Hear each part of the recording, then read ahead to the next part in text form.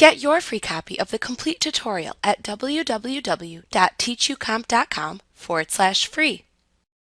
To visit a web page in Microsoft Edge that has a web address that you know, type the URL into the address bar in the toolbar at the top of the current tab in the Microsoft Edge app in Windows 11.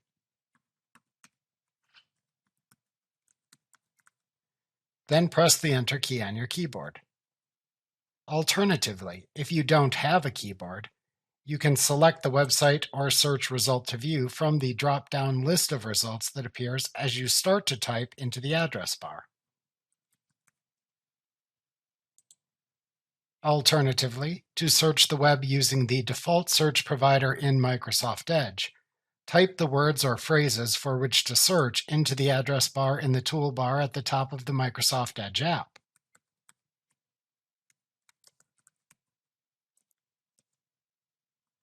Then press the Enter key on your keyboard.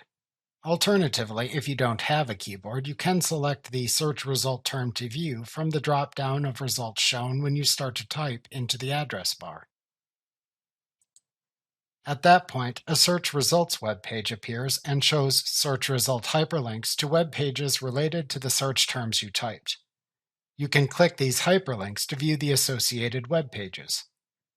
These web pages may open in the same tab or in a new tab depending on the link opening settings of your default search provider.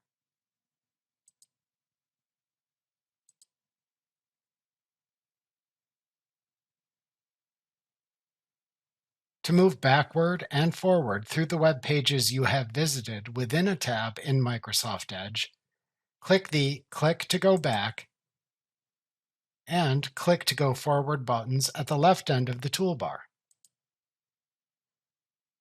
To refresh the current web page in a tab, click the Refresh button in the toolbar.